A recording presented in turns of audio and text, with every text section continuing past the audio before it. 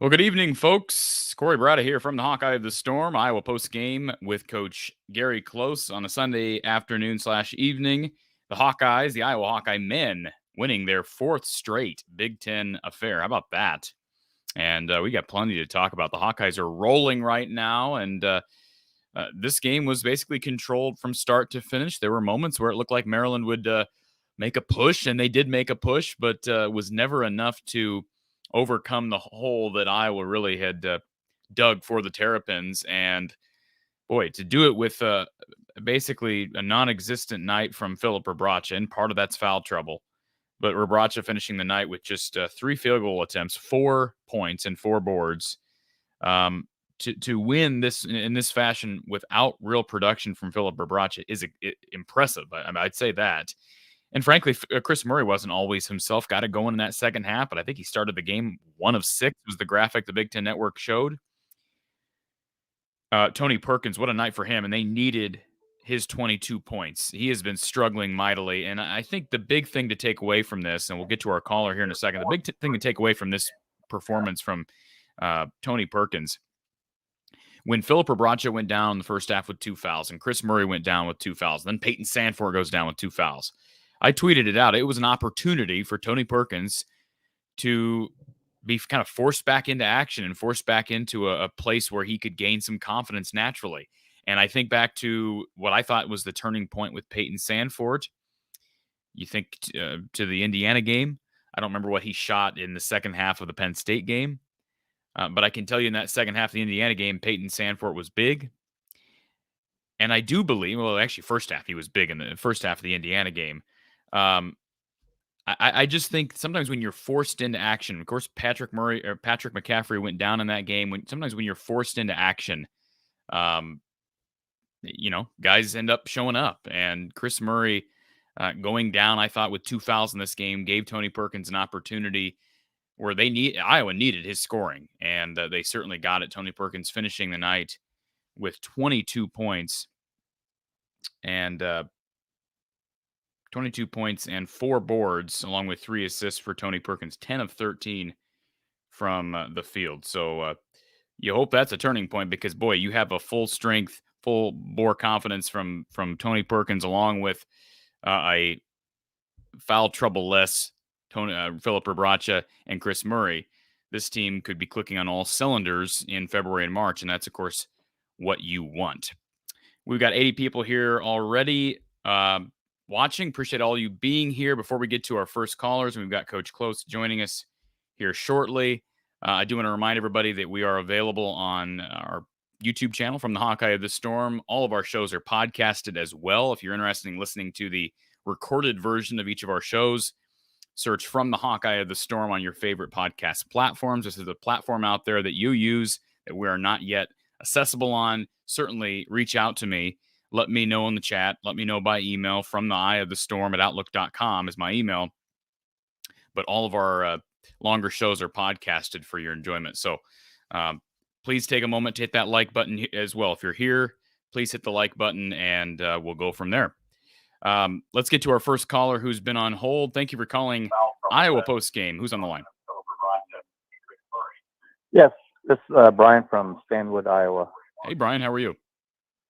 Good, good. I'm doing good. Yeah, it was a great victory. I just want to say what a great job you've been doing. I've been watching you for the last about year and a half, and telling all my friends who are Hawkeye fans to go to your channel and to listen. So because you Well, do thank you, an Brian. excellent job and getting all the information to us and everything else. So I Thank just you, want to sir. say I that first. appreciate that. Yeah, it was a great victory. It's good to see Tony um, basically like Peyton, come out of the slump to have a great game, and hopefully this is a building block for him to move forward.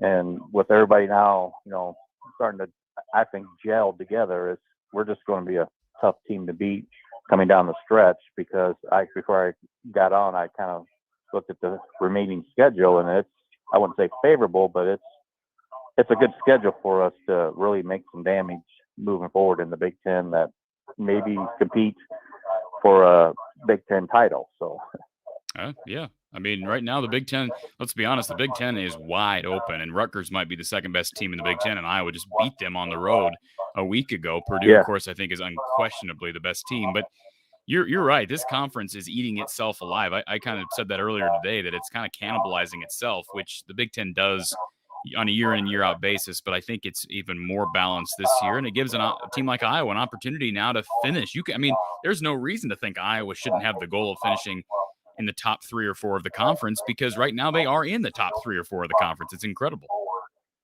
yeah, yeah. And the remaining games, yeah, well, you're mentioning Purdue, and we played Purdue strong year after year. I mean, we just beat them in the Big Ten championship game, last year. We play certain teams strong, like Michigan State. Yeah, that's gonna be a tough game, but we play them strong.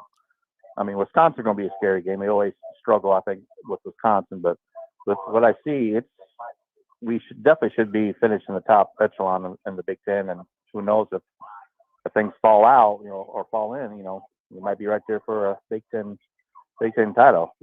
Yeah, I mean, right now of course, they already played Wisconsin at home. They get Wisconsin on the road in February. They haven't played Purdue yet. They do get them in West Lafayette coming up.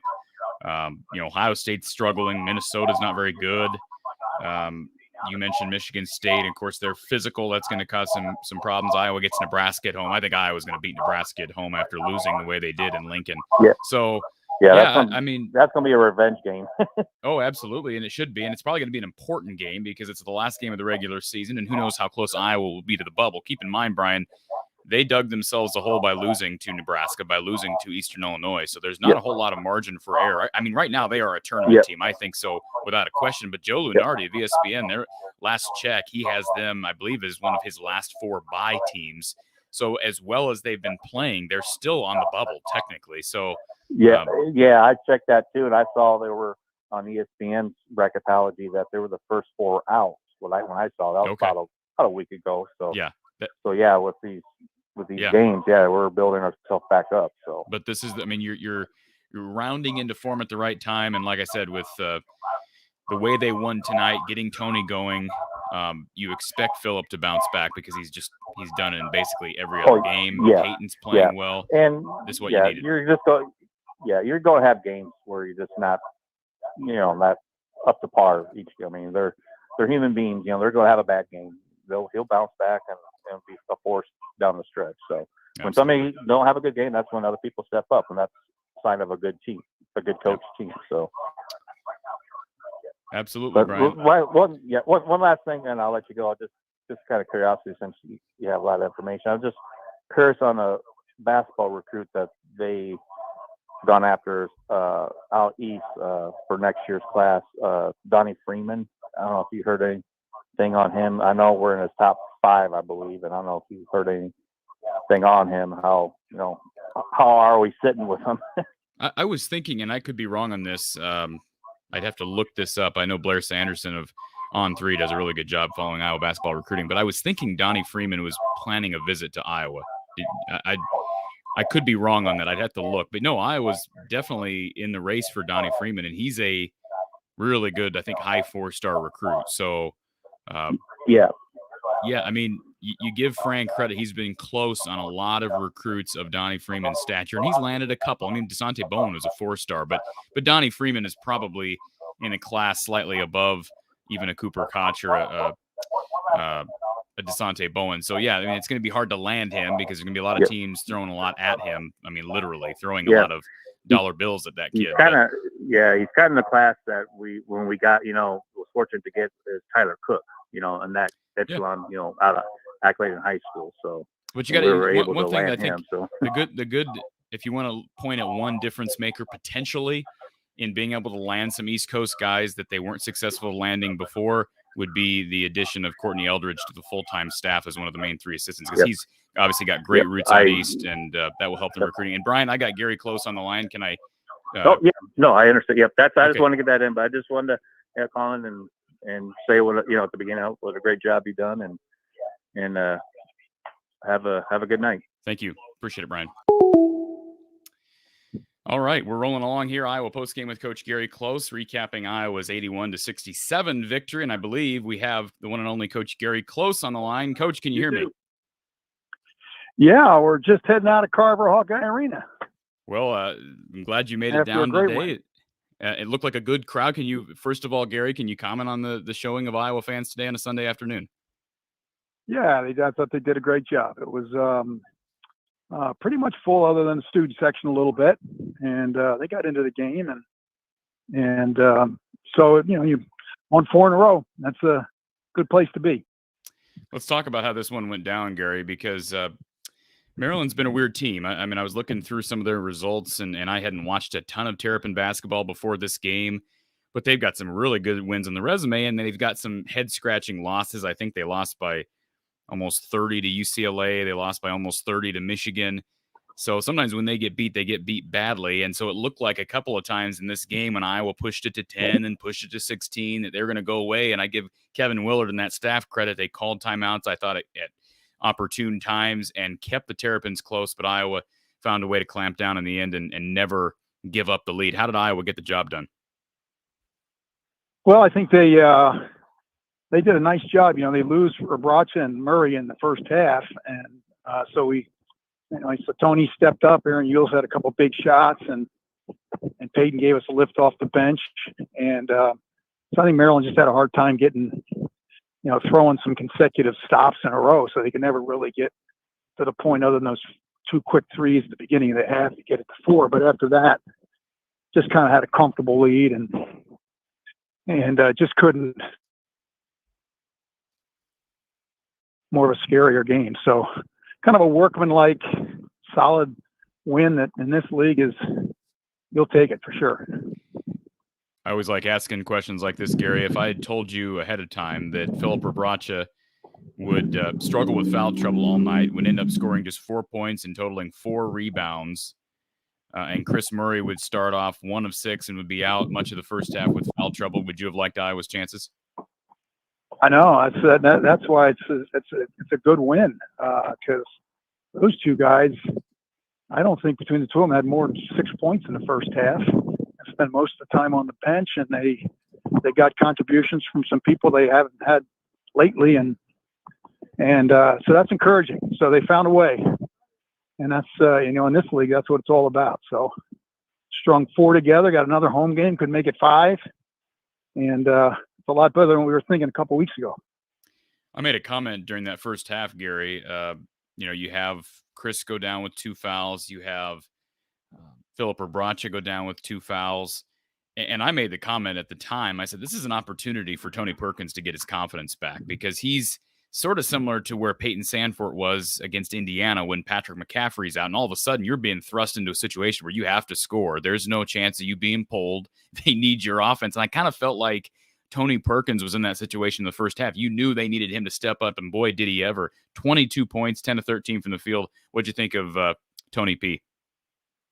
Yeah, he looked like he was a player of old. He looked confident. He looked quick. He did a good job finishing around the basket. Pretty good shot selection in terms of getting good looks. A couple crazy turnovers, but all in all, a big performance when they had to have it. And so that's encouraging because he's had a couple weeks of struggles, and so it's good to see him break out of which we kind of expected. He's a veteran player that's had some good moments, so that was good to see. Peyton Sandfort, for the most part, keeping it rolling with 12 points, 7 boards tonight. And I'll give Fran credit.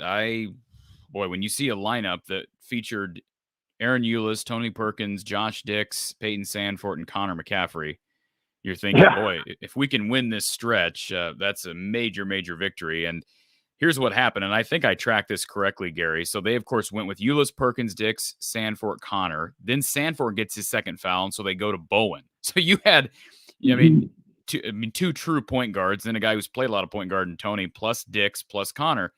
And over the course of that time where they played those 6 guys combined, Iowa was able to break even with Maryland 14-14 in that first half. How big was that for Iowa to at least break even in that stretch when they were dealing with foul trouble? Yeah, that was huge. I mean, that was huge because we were down some players, obviously, and a run there could have made it tight at half, and then it's a totally different game. So having Connor in there is big. He can kind of settle everybody down. He doesn't make mistakes, and he may not be a stat stuffer, but boy, he sure is solid and good passer and defender and really experienced. So it's good having him in there with that group, and they held their own, which is what you want from your bench. I give Maryland credit for this, Gary. I thought early they were just completely careless with the basketball. I know they're known. I think Dave Revson said during the broadcast they're the one Big Ten team out there right now that has a negative assist-to-turnover ratio. They were just completely careless with the ball, but I give Iowa credit. Good active hands early. Maryland seemed to clean things up in the second half. I thought Willard must have made some good adjustments at halftime because they played cleaner basketball, but that certainly hurt Maryland early. Yeah, there's no doubt, especially on the road. You just can't afford, wasted possessions with a team that scores a lot of points. And unfortunately, they had that, and that was a big problem. But they did short up a little bit, and like we said, they never, they hung in there. They never, got themselves out of the game and made it interesting. They just couldn't string a real streak together to make it really interesting, and that's to Iowa's credit. Coach, Ryan Carper in our chat wants to know if the guards being aggressive was the difference in this game. Did you see an intensity? Certainly from Tony we did, but overall, did you like Iowa's guard play as opposed to maybe during their losing streak? It seems like they have taken it a notch up. Yeah, no, I thought that was a much more improvement. I thought they looked much more aggressive, much more under control and confident, and especially Tony. And as we talked about it, they needed it because they were hurting there with guys on the bench. So that's a good sign because for this team to really do something, they need everybody contributing. And what's happened is they've had some games and some others, and sometimes that's cost them the game, sometimes it hasn't. But they're trending in the right direction, and that's what's good to see. Let me just say this, Gary. I've been hard on Aaron Eulis at times. I want to give him credit. I think he's playing better. I don't think there's any question about it. He's playing better. 9 points today, and I believe. Let me just double check this. Yes, 0 turnovers for Aaron Eulis. He's playing better. I don't think there's any question about it, Coach. Yeah, I think that might have been maybe his best game of the year. I agree. There might have been a non-conference game that certainly his best Big Ten game. And he's got some skill. He just, he's a work in progress, like a lot of them are. And but hopefully this is a performance that he can build on. And he looked much more confident, much more sure with the ball than he has all year. So maybe he had a couple good days of practice and he translated that onto the court. Last question for me, Gary. Were you at all? I mean, Philip Rebrache, I know, struggled with foul trouble. Still played 24 minutes, but kind of a quiet game from him, given the 24 minutes. I mean, I would expect in 24 minutes for more than 4 and 4 for Philip. What did Maryland do to make it hard on Rebrache tonight? Well, the kid he was going against had pretty good length. I think anytime you sit for a while, it's hard to get your rhythm back. And he missed a couple around the basket that he normally makes, but that kid, he's not much of an offensive player, but he's got some pretty good size, and they obviously, paid some attention to him with some help and had guys around him, and But I just think he, between the foul troubles and missed a couple shots, he never really got into a rhythm that he's been almost doing every single game. So it's encouraging that they didn't get much from him and were still able to win fairly easily. And of course, you're talking about Julian Reese. He's going to be a good one. I mean, he's just a sophomore. He's got a chance. He's got a chance. He sure fouls a lot. He does. He leads the conference in fouls per game, Gary. Yeah, that's coaching and teaching and learning, because you get that reputation, and the officials know it and players know it, and but he's raw. Big guys, he's a big raw guy that hopefully will get better with time. But he does pose some defensive problems. And until things change, I think it's safe to say no one saw this coming. 4 straight wins. You're above 500 in the conference, and if you look at the standings, Gary, right now Iowa is they are in, I guess, 5th place technically, but they're tied in the win column for 3rd place with Michigan State, who's played just 6 games along with Michigan. So it's wide open, Gary. This conference is cannibalizing itself.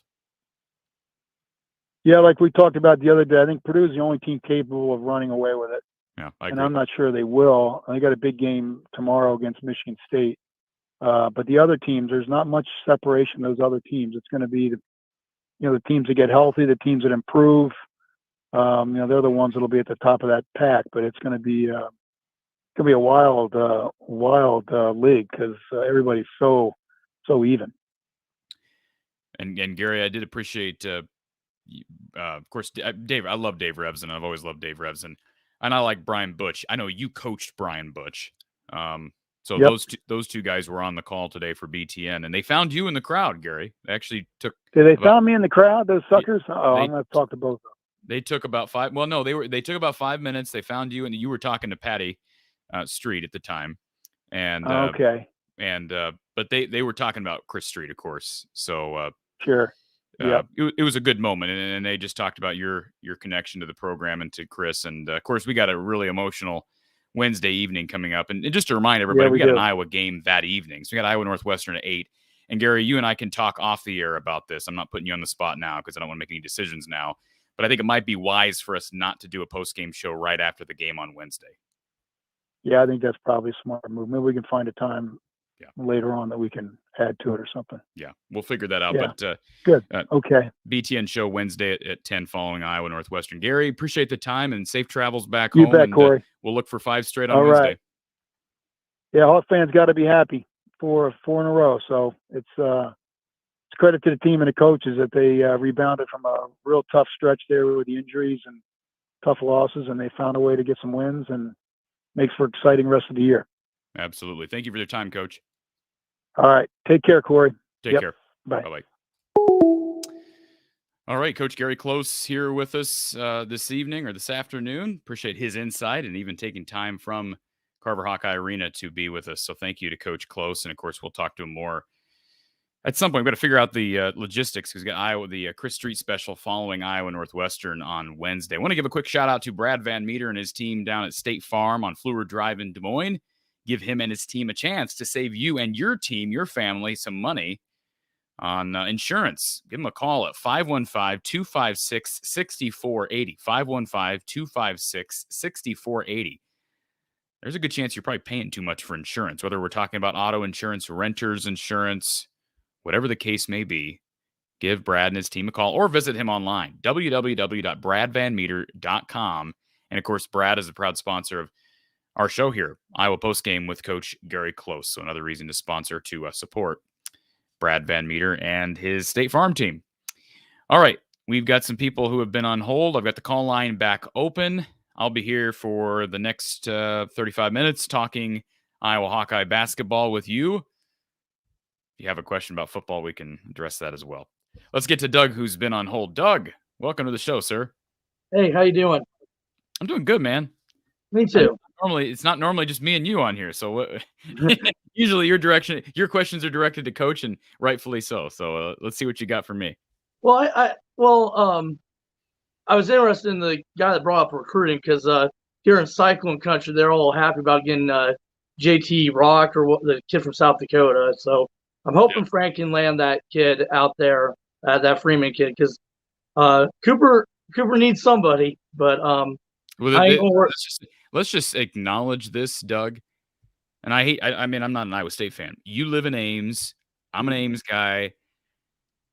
Iowa State's doing a really good job, just all around. Like they're like on the court, they're one of the best teams right now in the Big 12, no question. Probably should have beaten Kansas yesterday on the road. They're recruiting at they're recruiting at a better level than Fred Hoiberg ever did here at a high school. I mean, they're landing the guys they're going after right now, and I give Otzelberger tons of credit. And I don't know if it's NIL. I can't believe that a lot of it's NIL.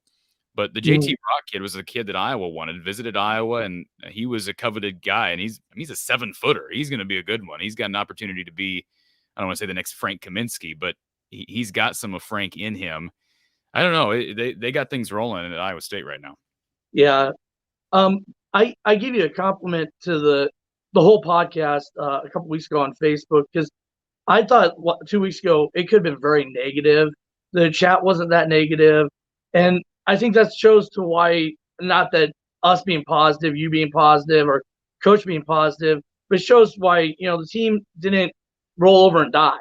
And you lose to Eastern Illinois, you have some of the issues that they had. You have an 0-19 shooting. I mean, this team has a lot of character. And I don't know if this is a Sweet 16 team or not.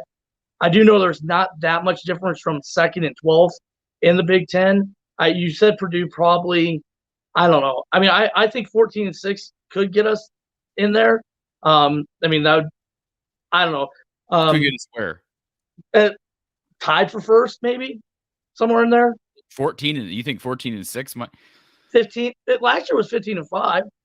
Yeah, Purdue might not lose that many games. Yeah, I don't know that Purdue will lose that many games, but I think maybe 14-6 gets you second. Yeah, I can see that. Absolutely. And that would be amazing, I think, because that means they went 14-6, 12-8, and 14-6 in a 3-year period. That's pretty good. I know we're jumping ahead quite a ways. I got to go to one of the reasons I didn't call in on Thursday was I went to the game. That was dead for about 30 minutes. The last 10 minutes, that crowd was awesome. So overtime crowd was very awesome. It wasn't a real big crowd. No, it's 12,000. Yeah. So I haven't gotten let me grab the official box score and then because you want to take a guess at what was the official? What do you think the attendance was today? Do you know? I have no idea. I know the secondary market was quite pricey for that tickets. That's the reason why we are going on Wednesday. So okay, so let me tell you the announced attendance today: 13,376. Well, students start school on Monday. I don't know if that plays a factor. I don't know. You laughed about the student section too. No, I'm not laughing at you. I'm laughing. We go over this attendance thing all the time, but I just laugh when we are always coming up with reasons why the fans aren't there. And then I get ripped for me not being there. And it's like, what? Yeah. I guess I'll give up the post-game show to be there. But anyways. Well, it's hard for us because either 8 or 6 tip-off, I have to leave work early or I come home at midnight. They're both not good. If it was 7, it would actually be great. But I think the biggest thing is, and I'll put it, I know people don't want to hear me complain about attendance, but I think the biggest thing is, I'm not even going to put it on the fans. I'm going to put it on the university. They got to figure out a way to get students more involved. And we've been saying that for so long. They've got to move the student section. They've got to figure out actual promotions to be able to get students in those doors. And if you have to give away free tickets, then give away free tickets. But that is where your attendance is hurting. That's where it is. It's the end zones, and it has been that way for as long as I can remember. And until they figure out, you got people who will attend the games that are right there in Iowa City. It's not the people who live in Des Moines that have to drive an hour. The people who live in Ames that got to drive 2 hours. It's not us. It's not them. It's not you listening. It's likely not you listening. It's students. I think it's you put that on the university to figure out a way to get students involved. And I think there are other universities that are doing that better than Iowa is, and that's the challenge for the athletic department moving forward. Yeah, I mean, free pizzas, ice cream, do whatever you can. I mean, I know that they've done that in the past. They've done, I mean, like I said, I think the students should pay something for a ticket. $5, $10 is not a big deal to me when I was a student. But yeah, you have to do something. But very happy with it. Let me just say this real quick as it relates to marketing this. And I'm not claiming to be some grandiose marketing expert. But when you say, well, $5 isn't much, they should have to pay something. So how many students would you like to be at the game? 3,500. 3,500. Mm-hmm. Okay, so think about that. If we're talking 3,500 students at $5 a pop, that's 17,500. And I know that sounds like a lot of money, but that's kind of a drop in the bucket when you consider, what they're making every game off students or tickets in general. So if $5 isn't that much, then is there really that big of a difference between making it $5 and making it free? Just the free appeal, it does appeal to people, especially students who are usually on a budget. That'd be my only argument for free student seating. One of the things I did my graduate school at UNI, and they gave a $50 fee for every student, and you got into every regular season game. I don't know why.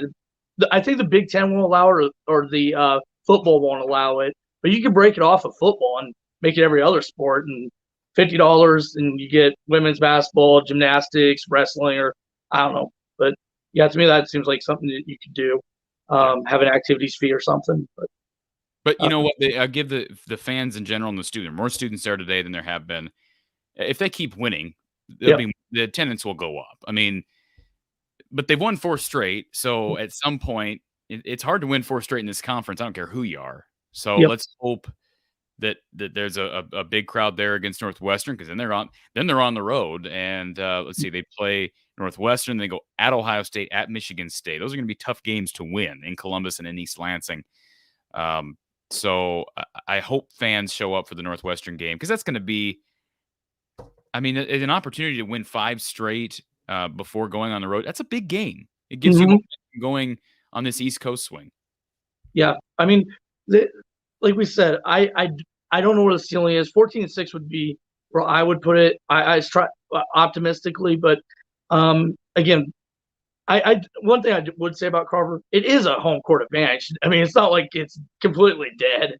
I've been in more stale atmospheres than Carver, but again, I live in Ames, where Hilton is Hilton, and but no, I'm just very happy right now.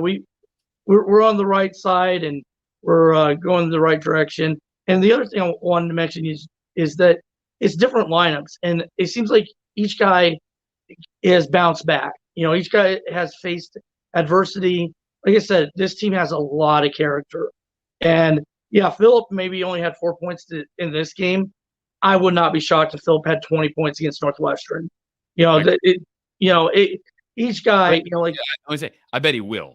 Okay. I bet he will go off against. That's my guess, because he has been so rock solid and consistent. Unless he's dealing with an injury, and I don't believe he is. He will have a big game against Northwestern. I'm confident in that. Well, I think it affected him, the fouls, and you said he only played 24 minutes, and I think he's one of those guys that he needs to get involved and early and stay involved. If he and that goes for a lot of the guys. I think at times I don't like Fran playing 9 guys, but he is at least playing the guys that are hot, and he's playing the lineups that are working. So that's what matters. I don't care what 5 guys are out there. I just need them to play hard, and like I said, there's somebody that'll step up. Josh Dix proved that he'll step up. And like I said, a lot of character on this team. Absolutely. Doug, I appreciate you calling, sir, and next time we'll have Coach close for you to banter. That's all right. Thank you very much. Looking forward to this Chris Street thing too. Absolutely. We'll talk to you Wednesday. All right. Tim Van Scheppen, love them men and women Hawk players. And boy, the women are playing great. That is without question. They are playing great basketball right now. Let me give you a quick box score recap for anybody that's just joining us. Of course, the Hawkeyes defeating the Terrapins today, 81-67 inside Carver Hawkeye Arena. And Philip Bracha with the off night. He struggled with foul trouble, ended up with well, actually just ended up with 2 personal fouls, but they were in the first half and it put him out for a while, and he struggled to get his feet back under him in the second half. But boy, people around him stepped up, including Tony Perkins, who went 10 of 13 from the field, had 22 points on the night, along with 4 rebounds. Tony was really good in attacking the rim. That's what he's got to do. Attack the basket. That's what he does best. Did have the 3 turnovers, but you'll take that. And he had the best plus minus of anybody on the team at 14, tied with Connor McCaffrey at 14. Speaking of Connor, 12 points for Connor on 4 of 5 shooting. Very efficient night for Connor McCaffrey. And he just continues to just shoot the ball effectively, and he takes good shots, right? He's not forcing threes, and played 39 minutes and 51 seconds. So he was out for 9 seconds, must have been at the end of the first half. It's a long night for Connor McCaffrey, there's no question. And he banged down low with the Maryland big at one point when Iowa was decimated with foul trouble in the first half. Chris Murray started slow, dealt with foul trouble himself, but he got it going in the second half. 19 points for Chris Murray, and he's talking about steady Eddie. Even when he has an off first half due to whatever circumstances, in this case foul trouble, he finds a way to get his feet back under him and contribute. So Chris Murray, another solid performance, and I believe he's the leading scorer in conference play in the Big Ten. I believe I'd have to look back at that stat, but boy, he's just been really good all season long. Peyton Sandfort had played 20 minutes, 5 of 7 from the field, 2 of 4 from 3, had 7 boards as well, and he's attacking the glass better than he ever has. He's a better defender than I initially gave him credit for. I'm not saying he's Iowa's best defender, and I'm not saying he doesn't have room for improvement. He's not the quickest laterally, but his length helps him to overcome some discrepancies, inconsistencies, some deficiencies at other places. I think there's no question. His 6'8" length helps him to do that, and I thought he had some big moments last Thursday against Jet Howard. Jet Howard went off in that game, and Peyton Sandfort slowed him down at times. So just a really good performance for everybody, minus maybe Philip or Bracha. Aaron Eulis, really good performance for Aaron. 9 points, 4 rebounds, 4 assists, 0 turnovers. He that might have been, and I agree with Coach Close, probably his best performance of the season. Asante Bowen, he's still young, he's still struggling. I think they can get more out of him as the season goes on. Played 7 minutes tonight, 2 points for Bowen, no assists, 1 turnover. Josh Dix played 16 minutes, not much as far as scoring for Josh, just 1 point after a 10-point breakout performance against Michigan the other night. 5 assists for Josh Dix to go along with 2 rebounds. Riley Mulvey played 2 minutes tonight. And Maryland's not as big as Michigan, so reason, even when they're dealing with foul trouble, that you're going to see Iowa go with smaller lineups. But boy, they managed to go with smaller lineups, and they went really small, and they survived. As I said, when they went super small in that first half, they broke even with Maryland, 14 points to 14 points, and ultimately that helped them, because Maryland came out in the second half, put on a quick run, but never were able to take the lead. Got it down to 2, and Iowa pushed it right back up, and that was basically all she wrote. Iowa controlled the majority of that second half and ended up running away with it by 14. All right, let's add James to the mix. James, welcome to the show. How you doing? Doing good, man. How are you? Good. I couldn't join the show after Michigan because we had a game that night, so I was keeping track of the score. Obviously, I'm glad we won at least. So, I'm glad Iowa won at least. So that's the most important thing. But no, this game, I feel like, first off, you're talking about the attendance. I think Iowa's the only state school that doesn't give out free tickets. Because I know Drake and UNI give out free student tickets now. I know UNI is not as big of a school no more, but UNI, it comes with your tuition. So, like, they just have the card at UNI, because I live close to UNI, so I understand. They have the card at UNI where they just scan it and you can go in for free. I know Drake has that as well. I don't know about Iowa State, but I think they do. So. You think Iowa State's doing that? I don't think Iowa State's doing that. I don't know, because I know Iowa's the issue with the whole. I don't know if it's a Big Ten conference or not. I know UNI and Drake. I know they're not as big of schools, but still, they make money off concessions that way too. You know what I'm saying? You make money off concessions. If you get them in for free, you'll make money off concessions. So you still will make money. Maybe not as much back as you would, but. Well, I think they got to change the seating, right? I mean, that's an issue. They've got to change the seating, and. In the meantime, though, I think what you're saying makes sense. In the meantime, maybe consider giving tickets away. You don't got to give away all your tickets for students, but Make them cheap. I don't know what they are now, probably like $5 as it is. Make them $5 and then say, hey, we're going to give every single game, we're giving away 1,000 tickets. Very simple. Yeah. Give away 1,000 tickets, and you have promotions around. I mean, I know maybe it's easier said than done, but to me, that's how I go about it. For They sure. need And there, especially once we hit February and March. for sure. And one thing you were talking about the smaller lineup, the one thing I think that helped the smaller lineup too was the fact that Reese was in foul trouble. So he didn't play that much when they played the smaller lineup. You know what I'm saying? So like all McCaffrey had to guard was Dante Scott. And I think Dante Scott's like 6'8", which is still taller than him, but he's not 6'10", 6'11". You know what I'm saying? So like, that kind of helped that smaller lineup as well, I feel like. Because Dante Scott kind of plays outside a little bit more. Reese is going to be really good. He just can't stay out of foul trouble. For sure. So that you're right. That did help Iowa. For sure. And I feel like the counter, like when they were down, or when they like came back and were down 2 at the beginning of the second half, I kind of got a little nervous because I was like, I don't know what we're going to do, because Chris wasn't out there for that much, of the second.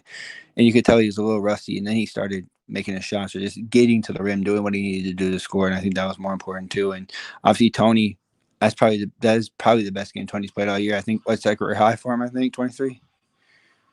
Yeah, that was a career high, wasn't it? I can't believe that.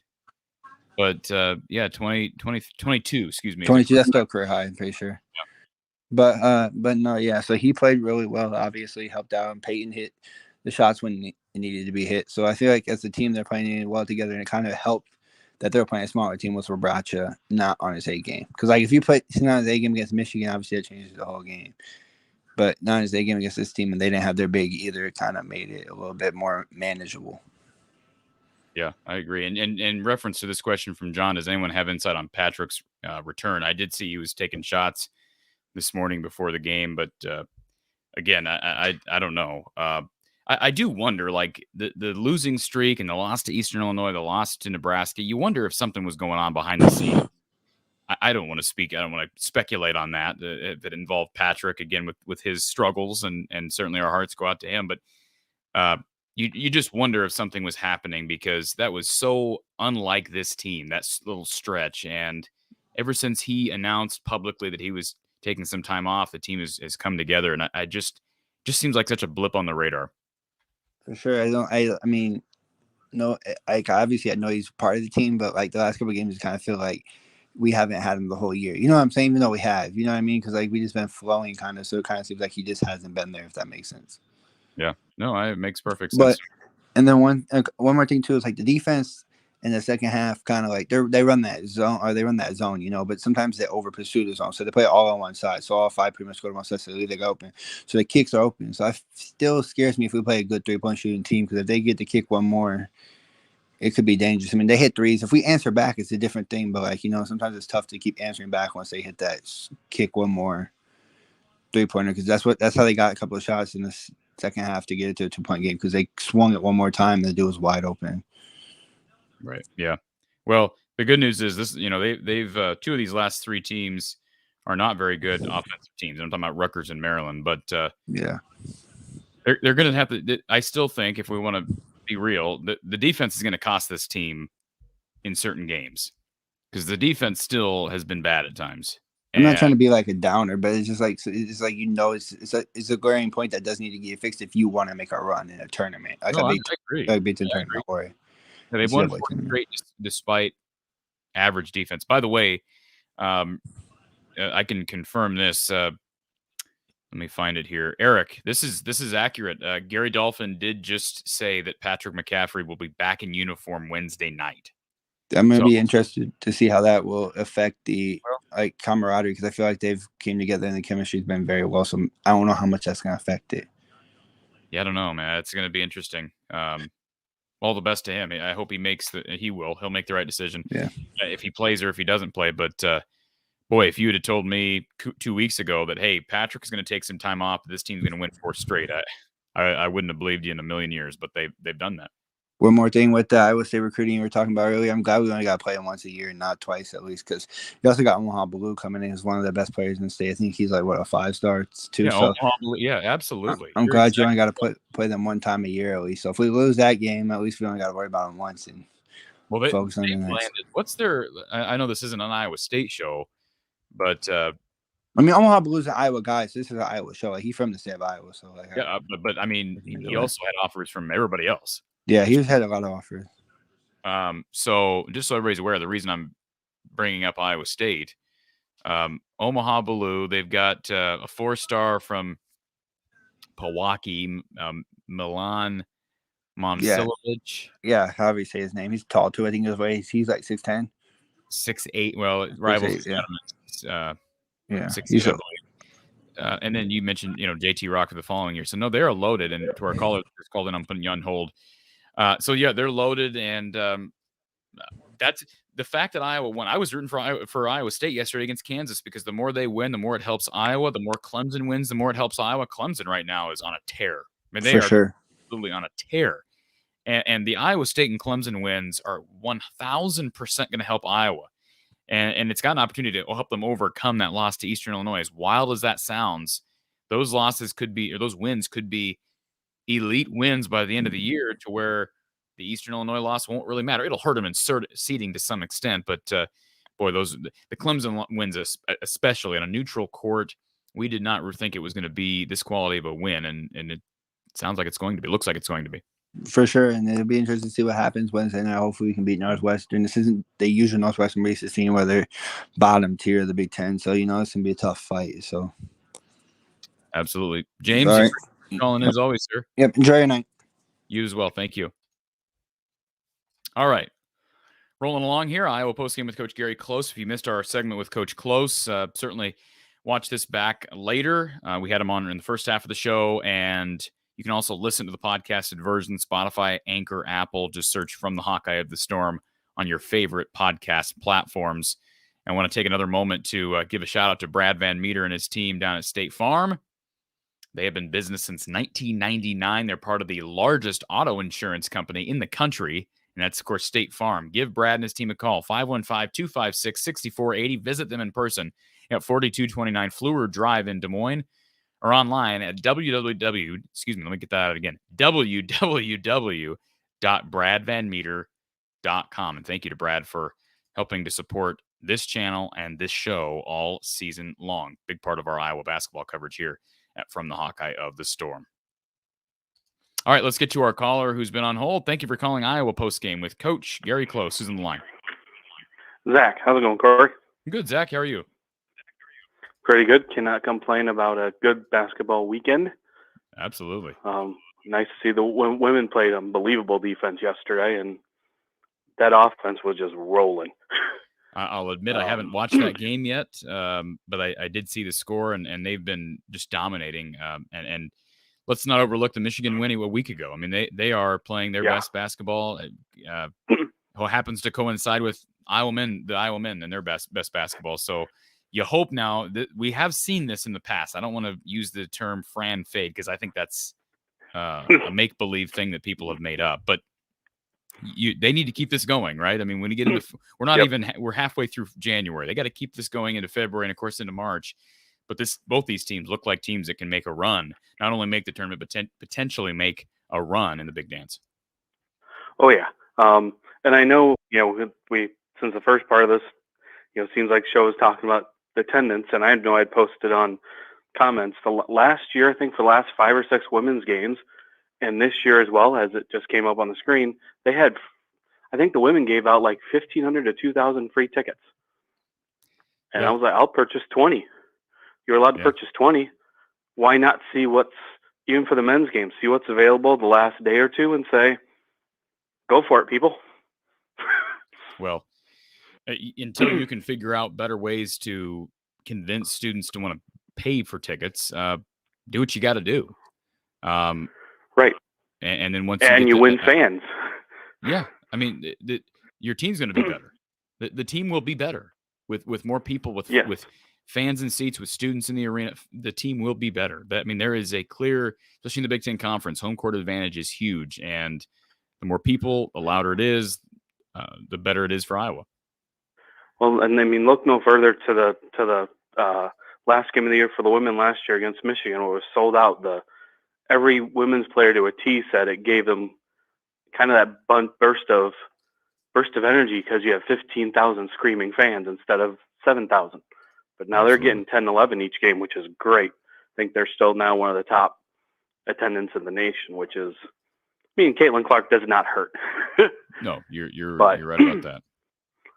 But when you have top 25 team every year and you're doubling season ticket sales, that says something for the program. But I do think, with Patrick gone these last couple of games, even when Chris Murray was gone for a couple of games, some other players seem to step up a little bit, which kind of got some of their confidence going, like Philip Abracha and even Peyton Sanford the last couple of games. So I hope that if it's true that like what was said earlier, that Patrick will be back on Wednesday, that they can still keep that groove going. Because I think that Indiana game, I mean, the Penn State game proved that they could come back. The Indiana game, I think, kind of just set at home saying, okay, we can contend with anybody now, except for maybe Purdue, but who knows? Absolutely. Yeah. I mean, we don't know how they'll play against Purdue. I mean, traditionally, they don't play great against Purdue. I don't know how they're going to stop Zach Edey. But yeah, I mean, most teams in the country, I mean, even if they lose to Purdue, most teams in the country don't have a guy like Yao Ming or Zach Edey. So, right. Yeah. Hard to stop a guy 7'4". Exactly. Yeah. Do you obviously Northwestern's going to be a tough game. I saw the Ohio State Rutgers game, was not overly impressed with Ohio State. Not really watched much of Michigan State, and Rutgers will be at home, so it might be a little easier. I mean, these next 4 games, they could easily go 4-0. They could almost easily go 0-4. Well, Northwestern I think Northwestern is pretty darn good. I think they're a tournament team, but they have lost 2 straight. They lost to Michigan this weekend. They lost to Rutgers the other day. So, I mean, Iowa's on a 4-game winning streak. Northwestern on a 2-game slide. Yeah, I mean, I'm taking Iowa in that game. It's at home. And, like I say, Ohio State's struggling, although they looked better today. Rutgers is playing some of the best basketball in the conference, and they probably should have won. I shouldn't say should have won. Rutgers won that game in overtime, but right. I think what you say is true. There aren't a lot of unwinnable games in the schedule. Like the only game where you look at and say, wow, I don't know how Iowa's going to have a chance in that. It'd probably Purdue. Yep. And the only reason I even say Purdue is because of I don't know how they're going to stop Zach Edey.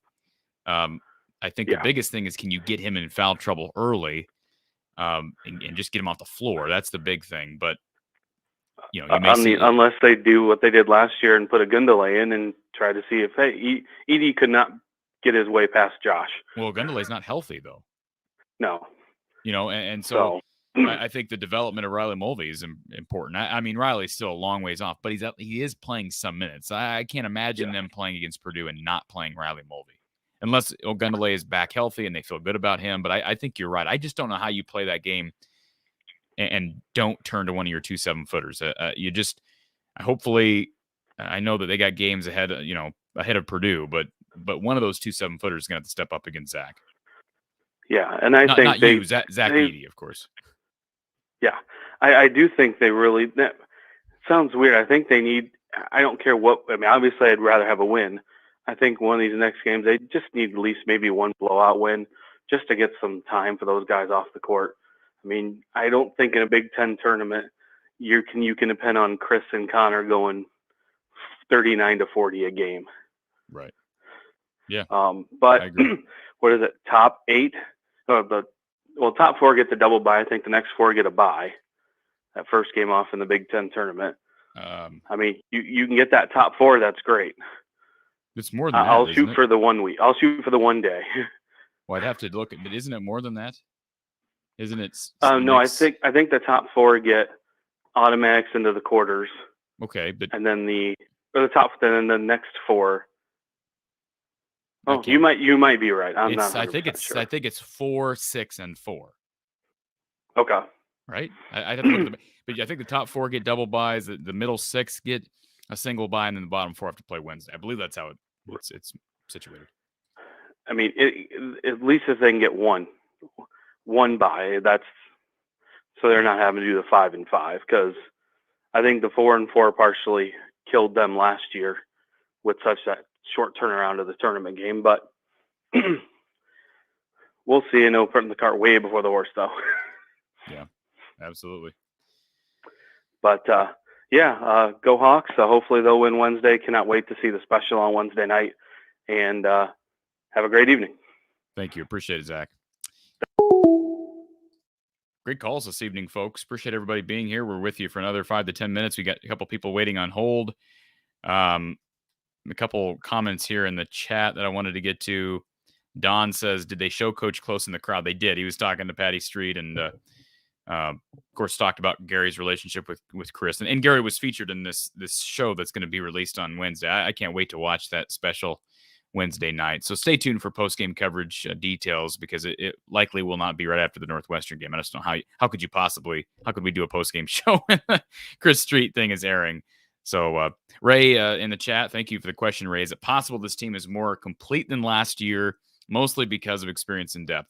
Good question, Ray. I felt pretty good about this Iowa team. I think it was late February. And of course, then I think they went on a little slide, go to the Big Ten tournament, win 4 straight, and you feel really good going into the tournament.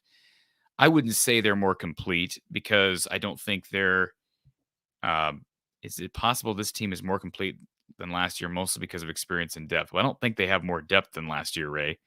That's the thing. They're pretty thin, and that's why they've had to turn to Mulvey and Desante Bowen's not playing very well right now, but he's having to play. Good thing that Josh Dix has stepped up, but I just don't think they are as deep as last year.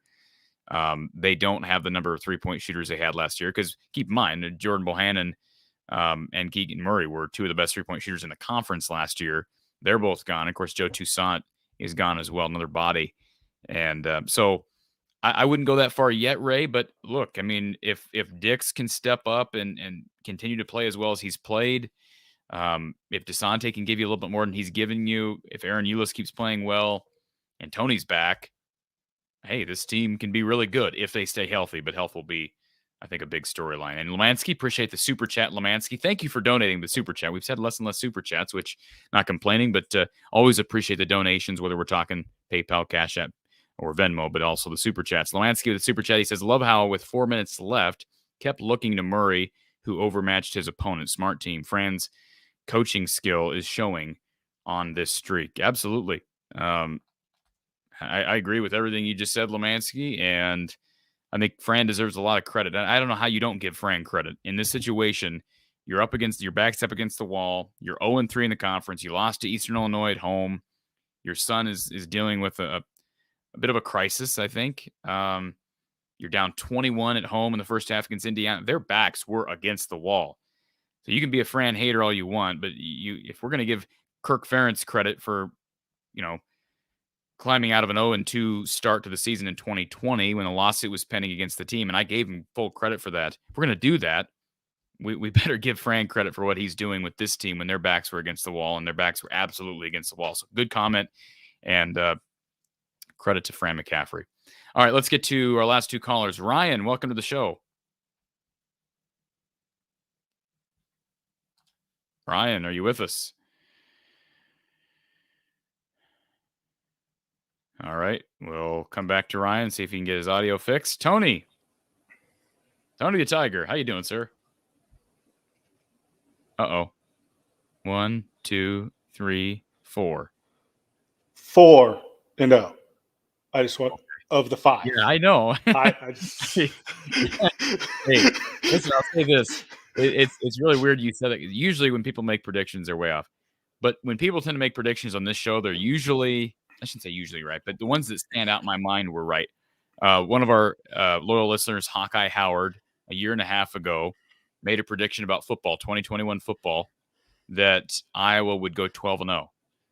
And I believe they started that year 8-0, if I'm not mistaken. So he was right for a long ways, and he didn't make it to 12-0, but you're looking pretty good right now with your 4-0 prediction, or 5-0 prediction. Is he doing all right, by the way? Have you heard from him? I think so. I haven't heard from him Okay.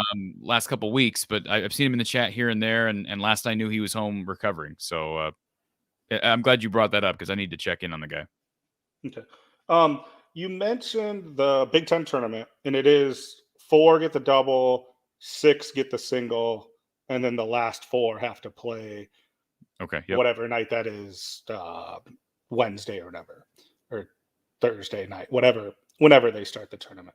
A question that I had for you is number one, when do you start looking at like March resumes and net rankings and stuff? Because I brought it up a few times, and I mean, I'm probably overly anxious about it, but like February 1st, middle of February, when do you personally start looking at that stuff? Yeah, that's a good question. I think February is probably. I'm aware. I think right now I'm just thinking, how many quad one wins can they get, right? And right now, I mean, Clemson's a quad one win. Last time we checked, we said it wasn't. It's got to be a quad one now, correct? It is not. How can that not be a quad one win? I'm dead serious. I've got it pulled up. I get it. They are as of today ranked 57th, and they have to be 50th. That's just so ridiculous because they literally beat their first place in the ACC, and they're undefeated in the conference. Correct. So is Seton Hall still a quad one? It is, and Seton Hall is 67, and they just need to stay in the top 75. So they have some cushion.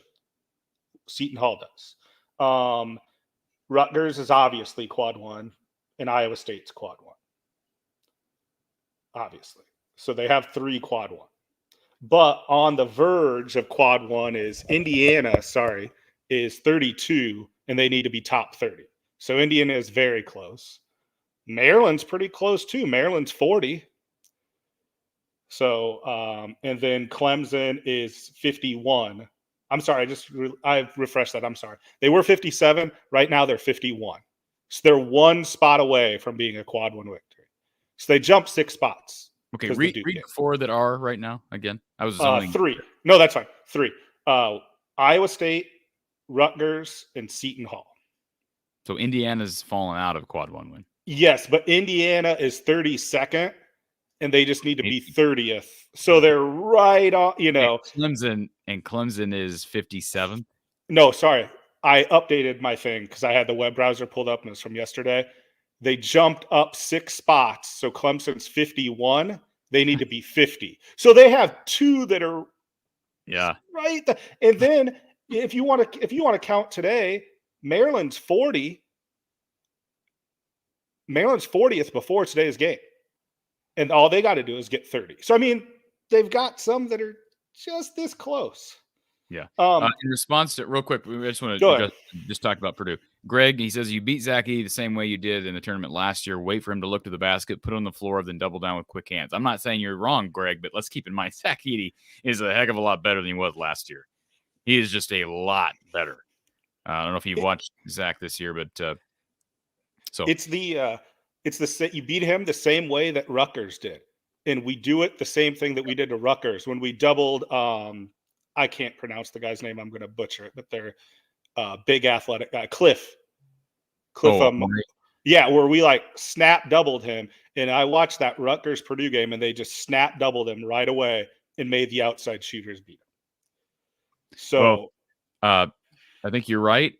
What I'll say is this: Rutgers is a lot better defensively than us. Yeah, they are coached on that end at I think a conference high level. Mm-hmm. Something you had brought up, and I just want to say this, that Nebraska is not as bad of a loss as you're making out to be net wise. Oh, good. They're only a quad 2 loss, and they're comfortably in quad 2. That's not going to be a quad 3 loss. Well, so Eastern Illinois, though, is quad 4, correct? Oh, for sure. Yeah, they're quad 4. But I actually looked in years past, and there are teams who've had that anchor who've made it comfortably in the tournament, if that's their only anchor. Or you did find some teams that had... Oh, yeah, in the years past. Rutgers last year. Oh, go ahead. Go ahead. It's just I know people probably get bored with this conversation. We're almost to the end of this show, so I'm going to bring it up. So I was down in Fort Worth and got to observe a few minutes of a Jamie Dixon practice. They are incredibly physical. It's just impressive to watch. But I'm sitting there thinking, man, you can tell this TCU team is for real. And Iowa, of course, lost to them fair and square. But remember when TCU lost to Northwestern State and they were dealing with, is it Mike Miles, their star player? He was out of that game against Northwestern State. I'm curious, where is Northwestern State in the net?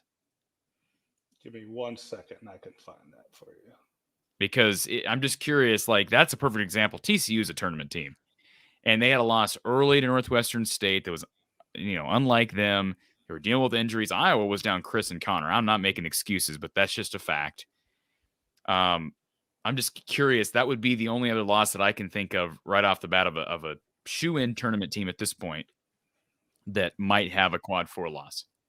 Well, the thing is with quad 4, I'll email you this because I don't want to bring it up on the show, but there's a really good site that updates net sheet. Like the tournament committee gets the nitty gritty report that shows you like quad 1, quad 2, quad 3, quad 4. And this guy updates it daily. But I'm seeing in Ken Palm, Northwestern State's 243. So they've easily got to be a quad 4 loss because quad 4 covers from 161 to 363. I mean, right now, Northwestern State, who, again, the reason I bring them up, folks, is because Northwestern State beat TCU, and TCU is a really good basketball team right now. Northwestern State currently sits at 7th place in the Southland Conference. That's 4th from the bottom. They're 2-3 in the conference, 10-8 overall. Now, I'm curious, has anybody checked in on Eastern Illinois? Yes. What do they do? So Eastern Illinois, as of today, is 338 in quad. So they've moved up. They're not the dredge, but they're Northwestern State's 211, Corey. So they have. I'll give Eastern Illinois credit for this. They have competed better than they did last year. Like, correct. They beat Little Rock, who, I mean, I believe me, I'm not touting that, but they are 3-3 in the conference. Yes. So they're not as bad as they were. Nope. They are not one of the 2 or 3 worst teams in Division I. They're just not. So that's a good thing. But it's still a quad 4 loss regardless. Yes, and the TCU one that lost to Northwestern State by 1 at home. And they're 211 right now. So they have to jump up 50 spots because 161 is the demarcation point. To get above 161 gets you out of quad 4. Okay. So to me, it's just like I'm looking at it. I don't even think they're going to look at the numbers. Or like, what's the difference between 161 and 363? It's still a quad 4 loss. And people have mentioned, I've heard people say it was without Connor, it was without Chris. Still quad 4 loss, but they sometimes take those little things into account if you're dissecting a team. And the bottom line is Iowa, you hope Iowa's off the bubble to where it doesn't matter. But for seeding, you hope that the tournament, the committee makes as many exceptions, or not exceptions or exemptions, but admissions for Iowa. And they do take those things into account because it will hurt them in seeding regardless of if they're on the bubble or not. And right now, that's our only. I consider quad 3 and 4 as bad losses, obviously, but that's the only quad 3 and 4 loss. Our next closest team to quad 3 is that Wisconsin game at home. Where is Wisconsin right now? 69. Yeah, that's weird. In Wisconsin, like the net is super weird this year. Like, and that's why I didn't know when you start looking at it and stuff like that. Right. Yeah, probably February 1st, I'll start really paying attention. Right now, I'm just thinking, hey, win the game. I mean, I feel almost, I watch these games almost like from a coach's perspective. I just one game at a time. Like, okay, we got to go beat Northwestern now, right? Yep. Like, even as a fan, as an analyst, whatever you want to call me, I'm not thinking about Ohio State or Michigan. I'm just thinking, can they beat Northwestern? Yep. Because if they do that, they've won 5 straight. And they're now from 0-3 to 5-3. Potentially. And you've stolen back, the home loss to Wisconsin. So now you're square because you got the Rutgers road win, and then you've stolen back, quote unquote, the home loss to Wisconsin. Right. How about this? Eastern Illinois beat Iowa by 9 and only beat Lindenwood by 1. Yeah. Sorry. It's it's I don't. Yeah. So I noticed you said you're thinking, obviously you're going to push that back. Is it good? Are you thinking of like another day for the post-game show on Northwestern? I'll have to talk that over with Coach because my first thought is maybe we do it at 11 that night. That's pretty late. I don't know that I have a problem doing it, but it's a Wednesday night. I don't know. We'll figure that out. We can figure something out, but it's I just don't think it's feasible. It's not No. smart. It doesn't make any sense to do it at 10. There's a lot of people are going to be going like looking at the Well, TV and trying. Yeah. Who cares what we're saying at 10 o'clock when you got the Chris Street special? I mean, Gary's going to be talking on your computer and talking on the Chris Street special. Give me a break. Nobody's going to. Yeah. That it's just, to me, that doesn't make any sense. All right. Well, thanks for everything, and I'll look forward to hopefully counting to 5 on Wednesday. Sounds good, Ryan. I hope you're right. Or Tony. No, that's fine. No, no big deal. Or Thursday, whenever you want to do it. So. Sounds good. All right, man. I'll see you then. Thank you. Thank you, sir. All right, Lemansky, thank you for the super sticker, super chat, super sticker, super thanks. There's a button below. I believe. What does it say? I should know what it says. If you're on YouTube and you want to have make a donation while also making your comment stand out, you can do so by means of clicking the. Let me find the button. The button says. Doesn't say share. Does it say give? Somebody tell me what it says. I should know this. Why am I not seeing it here? Maybe that's why nobody's doing anything, but find it here. Okay, so it's a little dollar bill sign to the right of where you can live chat, right? So it's a little dollar bill sign, and you can. Lemansky, I see your super sticker on here, so it doesn't show this actual super sticker when I'm on StreamYard, but I see it on YouTube. So I'll just show this to everybody. So if you're on your chat, it's over here. So it's that little. Let me go back a little bit. Excuse my screen there. You'll see that little dollar bill sign. So if you want to donate by super chat, super sticker, super thanks, all that, that's how you do that, and that's what Lemansky's doing here. So thank you, Lemansky. Ryan says football tickets dropped. Prices for season tickets dropped. Did I see that? Yes, I did. It wasn't any big difference, like $5 to $25 a year. I think that's more of a result of the schedule. I think some people were assuming, well, that means Brian Ferentz is going to be here. Let's pump the brakes on that. By the way, we're going to be doing a Hawkeye hangout this next week on football, so that should make people happy. We'll address that situation. Eric wants to know how much do students pay now to get? I don't know the answer to that question. I don't. I think it's somewhere between $5 and $10 for conference tickets, but I just don't have the answer to that question. ZJ says with the special Wednesday, this I guess is a question for Gary. What do you remember about the Michigan State game, the 15-point comeback? Sorry, I missed this question, ZJ, Zach, but certainly feel free to ask it next time we have Coach Close on, which will probably be, well, it will be at some point after the Northwestern games on Wednesday. And Brandon says, taking students out of the equation, does the success of the women's team and having Caitlin Clark play into attendance for the men's games? That's a great, great question. I didn't ever really think about that. I can't imagine that it does extensively, but maybe a little bit. I love the fact that this fan base is so supportive of the women, but you don't want to take it away from the men. So hopefully we can figure out a way to have both. I think if both teams are winning consistently, the fans will come, but the students, that's where I think the push needs to be made. And Kevin says, so I'm wrong. Kevin says the student tickets are $20 for Big Ten games. That's ridiculous. That's my opinion. I think it's ridiculous. Just $20 a ticket. Well, that's why they're not coming. Why would they come for $20 a ticket? I know that doesn't sound like much, but for a student, I mean, let them in for $5, maybe $10, or let them in for free. I know it's easier for me to say that on the sideline, but come on, I think that's a little bit much. All right, let's get to Brian. He says, when are we getting the Seth Anderson interview? Thank you for asking that question, Brian. It was meant to be released yesterday due to some scheduling and whatnot. It will not be released until tomorrow. Seth Anderson, Iowa wide receiver, commit signee. Seth Anderson will be joining the show tomorrow. Fresh episode of the podcast, Brado's Branded Thoughts, dropping tomorrow. And Charleston Southern transfer wide receiver, Seth Anderson. So thank you for the question, Brian. Let's get to our final caller of the evening. Ryan. Can you hear me, Ryan? Hey, Corey. How are you? I'm hanging in there, sir. How are you? Okay, you can hear me. I had my thing on mute by accident, so I apologize for the problem before. You're good. You're good.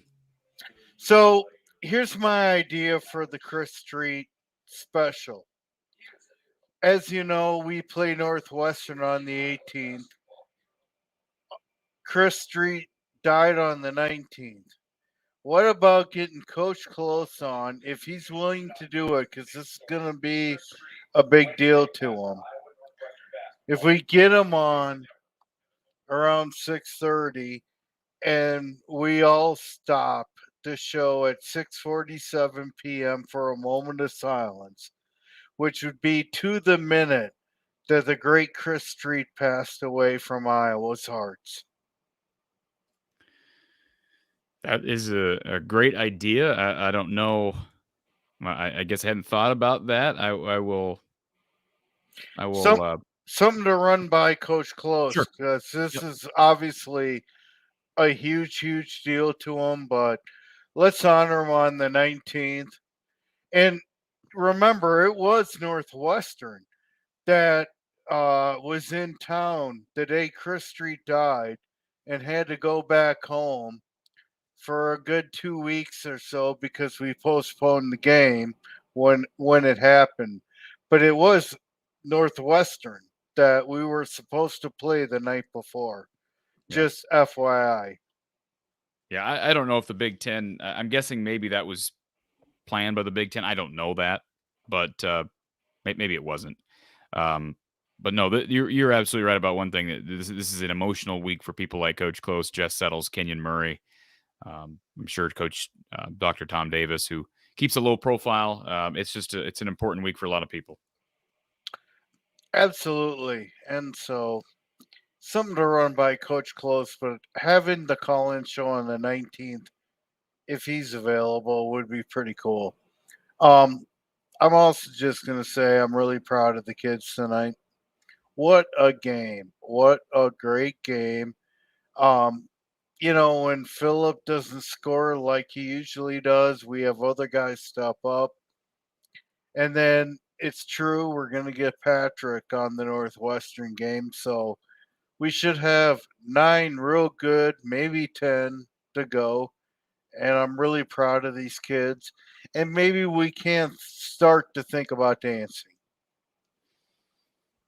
Trending that way, right? I mean, they can't go on a slide, but there's not many. This is one thing that I gather from the Big Ten, and even for a conversation with Tony a minute ago. There are not very many opportunities for bad losses left on the schedule. So that's the other positive thing. Like, I mean, I guess if you lose to Nebraska in March, that's a bad loss, right? If you lose to them the last game of the year, that's a bad loss. That's a must win. So that's a pressure game. I think they'll win. But you're absolutely right. They're trending in the right direction, and you get Patrick back Wednesday, potentially. I like the makeup of the team, no question. It's gotten guys like Sanford on track, Dix, maybe even Perkins now. Agree. So thanks for taking my call, and please run that by Coach Close. I think it'd be great if we all just celebrate. I mean, I know you're a couple years younger, but if you're like me, 47 years old, who grew up in the state of Iowa in the early 90s, man, it doesn't take anything to tell somebody, whether you're a Hawkeye or a Cyclone or a Panther, whatever, what it means of Chris Street. And so this is going to be really, really incredibly emotional. It always is. But thanks, Corey, for taking my call. And hopefully on the 19th, we can do the call in. Thank you, Ryan. Appreciate the time. And yeah, we're going to get, whether it's on the 19th or different, we're going to get that show in because I hope we can spend some time talking to Coach Close, as we did last year, about Chris Street. I think it's important, again, this time of year. Reminder to everybody, if you want to become a premium subscriber, click the little join button next to From the Hawkeye of the Storm here on YouTube. This show will be podcasted through Spotify, Apple, Google, and more. Iowa Northwestern, Wednesday, 8 p.m. Central Time on BTN. Iowa Postgame with Coach Gary Close to follow. We've got an interview with Iowa wide receiver commit signee transfer Seth Anderson, son of NFL great Willie Flipper Anderson. That interview will be dropping tomorrow. That's Monday. An episode of Hawkeye Hangout live call-in show on football coming up later in the week. So stay tuned for details on that. One way you can keep attuned to programming here from the Hawkeye of the Storm, following us on Twitter and Instagram at From the Hawkeye on both platforms, From the Hawkeye of the Storm on Facebook. Turn notifications on, whether we're talking YouTube or any of our social media pages. Follow, subscribe, turn notifications on. It's all free. Thank you for everybody being here. Appreciate the time as always. Please take a moment to share this show on social media.